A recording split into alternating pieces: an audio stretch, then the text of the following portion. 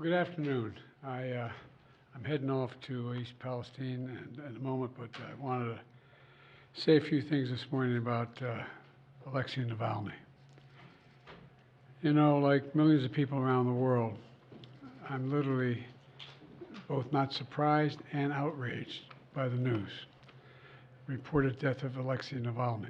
He bravely stood up to the corruption, the violence, and all the bad things that the Putin government was doing.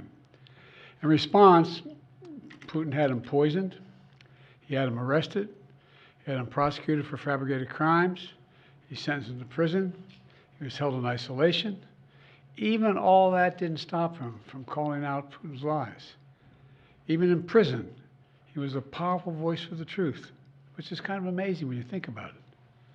And he could have lived safely in exile after the assassination attempt on him in 2020, which nearly killed him, I might add.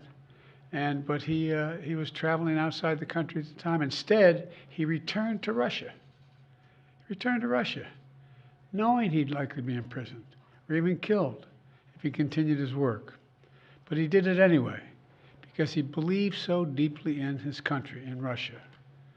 Reports of his death, if they're true, and I have no reason to believe they're not, Russian authorities are going to tell their own story. But make no mistake, Putin is responsible for Navalny's death. Putin is responsible. What has happened to Navalny is yet more proof of Putin's brutality. No one should be fooled, not in Russia, not at home, not anywhere in the world. Putin does not only target his citizens of other countries, as we've seen in what's going on in Ukraine right now. He also inflicts terrible crimes on his own people. And as people across Russia and around the world are mourning Navalny today because he was so many things that Putin was not. He was brave, he was principled, he was dedicated to building a Russia where the rule of law existed and where it applied to everybody. Navalny believed in that Russia. He knew it was a cause worth fighting for, and obviously even dying for. This tragedy reminds us of the stakes of this moment. We have to provide the funding so Ukraine can keep defending itself against Putin's vicious onslaughts and war crimes. You know, there was a bipartisan Senate vote that passed overwhelmingly in the United States Senate to fund Ukraine. Now, as I've said before, and I mean this in a literal sense, history is watching. History is watching the House of Representatives. The failure to support Ukraine at this critical moment will never be forgotten. It's going to go down in the pages of history. It really is. It's consequential. And the clock is ticking. And this has to happen. We have to help now. You know, we have to realize what we're dealing with Putin. All of us should reject the dangerous statements made by the previous president that invited Russia to invade our NATO allies if they weren't paying up. He said if an ally did not pay their dues, he'd encourage Russia to, quote, do whatever the hell they want.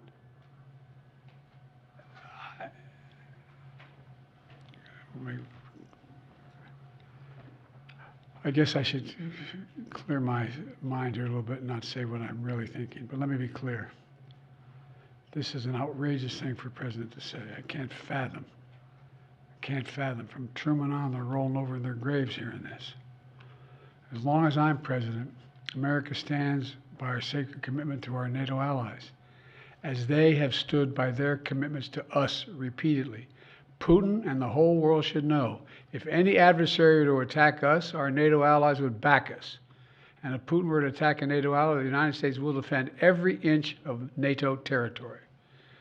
Now's the time for even greater unity among our NATO allies, to stand up to the threat that Putin's Russia poses.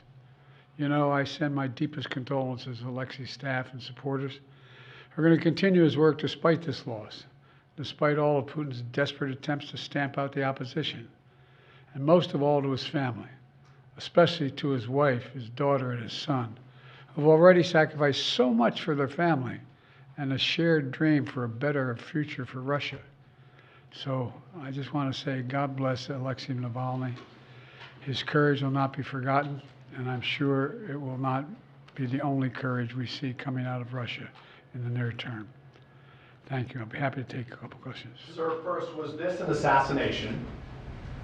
The answer is we don't know exactly what happened, but there is no doubt that the death of Navalny was the consequence of something that Putin and his thugs did.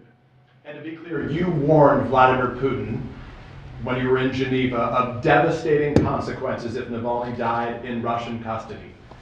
What consequences should he and Russia face? That was 3 years ago. In the meantime, they faced a hell of a lot of consequences. They've lost and/or had wounded over 350,000 Russian soldiers. They've made them in a position where they've been subjected to great sanctions across the board, and we're contemplating what else could be done. But what we were talking about at the time, there were no actions being taken against Russia. And look, all that's transpired since then. Can you say whether you're looking at increasing sanctions on Russia right now? We're looking at a whole number of options. That's all I'll say right now. Is there anything you can do to get ammunition to the Ukrainians without a supplemental from Congress? No, but it's about time they step up, don't you think? Instead of going on a 2-week vacation. 2 weeks! They're walking away. 2 weeks! What are they thinking? My God, this is bizarre. And it's just reinforcing all the concern and almost, I won't say panic, but real concern about the United States being a reliable ally. This is outrageous. Are you more confident now that you'll get the Ukraine aid, given what's happened today? Well, I hope to God it helps. But I mean, the idea we need anything more to get the Ukraine aid. I mean, this is in light of a former president's statement that saying Russia, if they haven't paid their dues to us, go get them. Come on, what are these guys doing? What are they doing? Sir, how concerned are you about the anti-satellite capability that Russia is developing, and what is your administration planning to do in response? First of all, there is no nuclear threat to the people of America or anywhere else in the world with what Russia is doing at the moment, number one. Number two, anything that they're doing or they will do relates to satellites and space and damaging those satellites potentially. Number three, there is no evidence that they have made a decision to go forward with doing anything in space either. So what we found out, there was a capacity to launch a system into space that could theoretically do something that was damaging. Hadn't happened yet, and my hope is it will not. Thank you all. Thank you, Mr. President. I'll take one more. Thank you, Mr. President. Switching gears for a moment, have the Israelis presented a credible evacuation plan for the nearly 1.5 million displaced Palestinians sheltering in Rafah? And what would the consequences be for Israel if they move ahead with a full-scale ground invasion without clear measures to protect civilians there? Well, first of all, I've had extensive conversations with the Prime Minister of Israel over the last several days, almost an hour each. And I've made the case, and I feel very strongly about it, that there has to be a temporary ceasefire to get the prisoners out, to get the hostages out. And that is underway.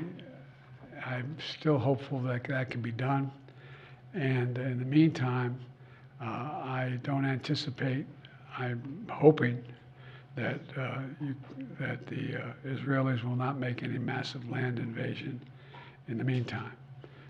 So it's my expectation that's not going to happen. There has to be a ceasefire temporarily to get those hostages. By the way, we're in a situation where there are American hostages. American citizens are being held hostage. It's not just Israelis, it's American hostages as well. And, my hope and expectation is that we'll get this hostage deal, we'll bring the Americans home, and the deal is being negotiated now, and we're going to see where it takes us. An FBI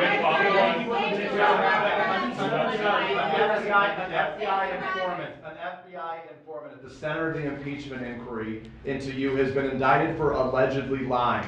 Your reaction to that, and should the inquiry be dropped? He is lying, and it should be dropped, and it's just been an outrageous effort from the beginning. And We did. No, I'm serious. Not running for party.